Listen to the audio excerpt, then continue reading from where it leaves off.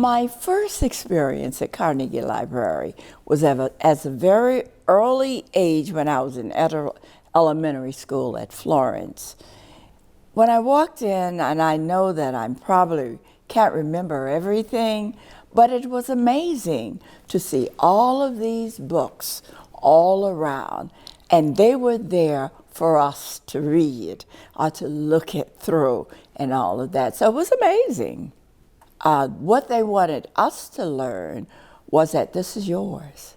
This is your history. And these are books that you need to read because reading is so important.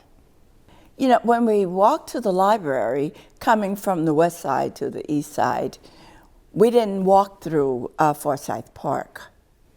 All we were told, because our families didn't want us to think of the negative, they said, don't go across the park now, y'all stay on the side. And so we would just go and do that. So you were not given the true history of the why. You know, you couldn't walk through the park until we started. I was 9 years old when I met Mr. Law, and we started learning history. So what did that do? It enticed us to do what? Walk in Forsyth Park.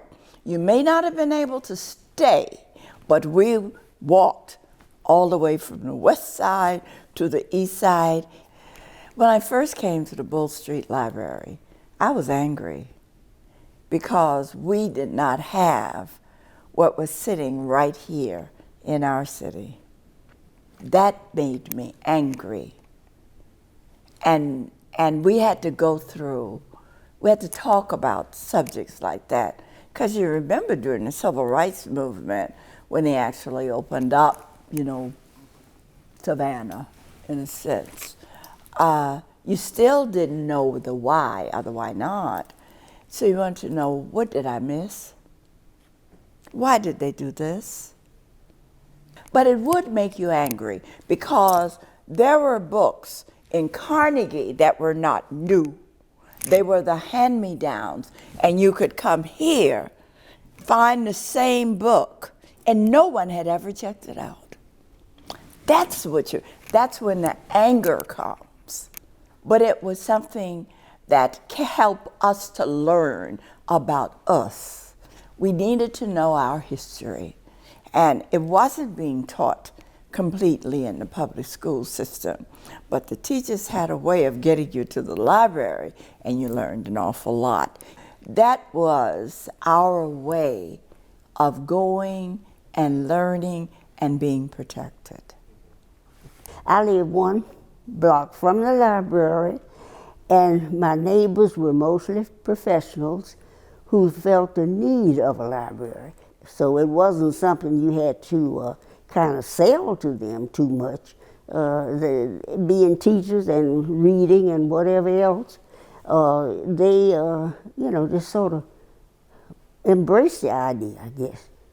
I was sure that my girls were in the story hour and in the library. They enjoyed the story hour. I enjoyed the storytellers. Not that I was there that much, but they were interesting people. Well, they like to take those stories and tell them again and tell you again about them, and so it sort of sticks with the youngsters. Really, the first one that I recall is through Helen Washington.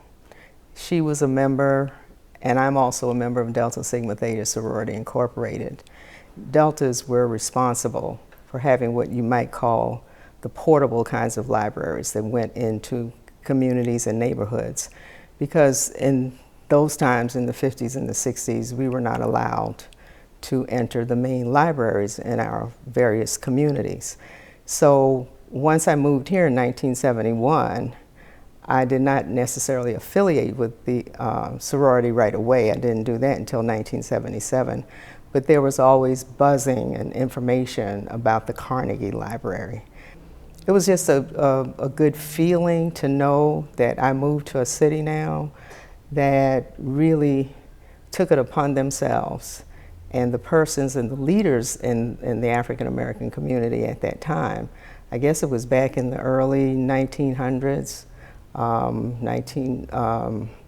that they took it upon themselves to make sure that there was some kind of library that would be open to educate and to expose African American children to books. Everybody, the library is open to everyone. And you talk about equity, you talk about equal access and all. Your library represents that. And it brings people together, because not only do you come here to borrow books or to, sit and read and have leisure time and all of that, there are cultural activities that go on here. I've been in this library and the Carnegie, for various community meetings and things of that nature, and not just meetings, but even for cultural events. And so it's just it's sort of like a melting pot, and that's what a library is. It just brings everybody together for all kinds of different reasons. Well, they should know about its history, definitely. And in reference to the Carnegie itself, how it has evolved, they need to understand, persons need to understand why it existed in the beginning. And then to see how we have evolved as a nation, too, in reference to why it is still important that we maintain that facility, but also that we maintain the history of it, but also that we continue to make its history. So it was very convenient for me, but very inconvenient for a lot of others. But it was there, it was appreciated, and it was used. My focus was on musicians and music, and equally important or interesting to me was boxing. I've always been an avid boxing fan since elementary school. So any information I could get on boxing and boxes. But history and other things that might have interested other people, I didn't shun that, but my passion was for musicians, music, and boxing. I guess I was kind of focused on the real big names, Count Basie, Louis Armstrong, and I think I discovered Charlie Parker in about 1955. That was a little after elementary school, but the library was important to me because it was very special during Black History Week. When I was in elementary and in high school, it was only a week rather than a month. So you had to get to the library early to get the desired books, because everybody had the same thing in mind. Oh, I'll go to the library and report on this, and it was all about famous Black people. And invariably, like I said, mine would be about either boxers or musicians. My earliest experience with the Carnegie Library was as a young Black child growing up in Savannah. That was our library. It was a place that we could go to get books and learn about the world and do assignments and use the reference materials. And it was the only place because of Jim Crow, we could not go to the Bull Street Library. And I don't even know if there was another library besides the Carnegie and the Bull Street. I don't remember.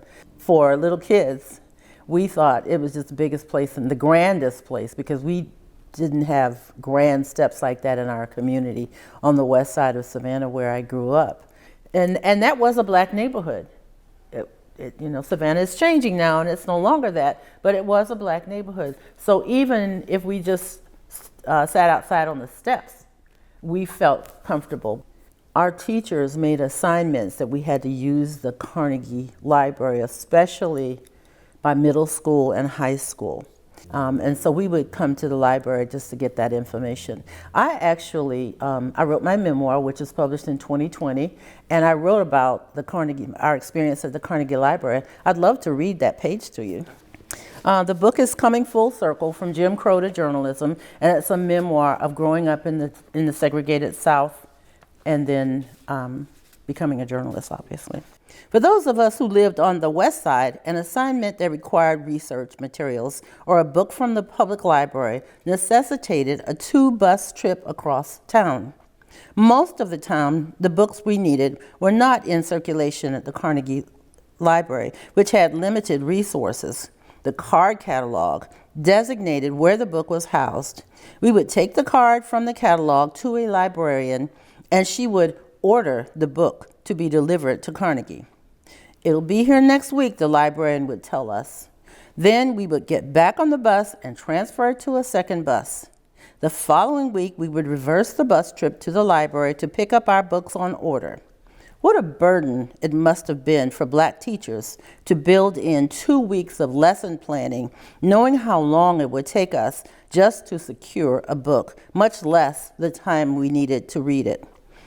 I remember coming into the Bull Street Library for the first time, being scared to death. I went to an HBCU, so I wasn't used to being around a lot of white people. And even in, I guess it would have been 1969, 1970, sometime around then when I came into the Bull Street Library. That wasn't the first time it was open, it's just that I wasn't in town. And I just remember being scared to death to talk to the librarians. But eventually, you know, you had to get your work done, so I did. I remember sitting in here and feeling a little odd because people were staring at me because there just weren't many people in the Bull Street Library who looked like me. I also think that the community just missed having a place that was our own, even though it was, you know, we didn't own it, but we felt like we did. And so I hope that whatever the Carnegie Library becomes, part of that mission is to sort of bring back that spirit of community to Savannah and the African American community, and teach people some of what we had before. That means reaching out to the community, reaching out through churches and organizations and welcoming people in to use that facility and have some history along the way, telling a lot of people, whether they're tourists or descendants of longtime residents, what the Carnegie Library used to be. My youngest experience with the Carnegie Library was when I was in the 4th grade. Our 4th grade teacher took us on a field trip from the Paulson Elementary School that was located on Joe and Paulson Streets to the library. And from then on, my adventure with Carnegie began in the 4th grade, which would have been I guess about 1952, somewhere around 1952. It wasn't necessary to call it Carnegie because that was the only library we could go to. So if we said we were going to the library, everybody knew it was Carnegie, because the Bull Street Library was segregated and off limits to Black people when I was coming up. And it wasn't until the 60s that it desegregated. So the Carnegie Library played a major role for a large number of African Americans who came up during the period of the 40s and 50s and early 60s. And in that day, learning and what we used to call, and some of us still call it, uplift, for community uplift, and for the uplift of the race, we had to expose ourselves to as much learning and as much knowledge as possible. And Carnegie provided that opportunity for us. Any reason to get out of your neighborhood and walk through the community to another neighborhood was an experience, because in the day, our parents were very protective. It was a dangerous time when you got out of your place, and so to be able to make that little trek was very good. And anytime they had a program or something like that, we tried to attend.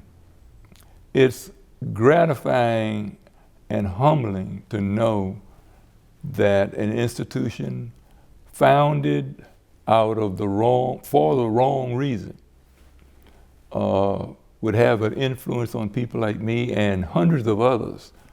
Because when you look at the decade of the 40s, 50s, and 60s, thousands of us used that library. And thousands of us went on to do good things all over this country, all over this world. And the opening of our minds, starting in that library in the 4th grade, was a contributing factor to that. So that's why I'm so passionate about the library.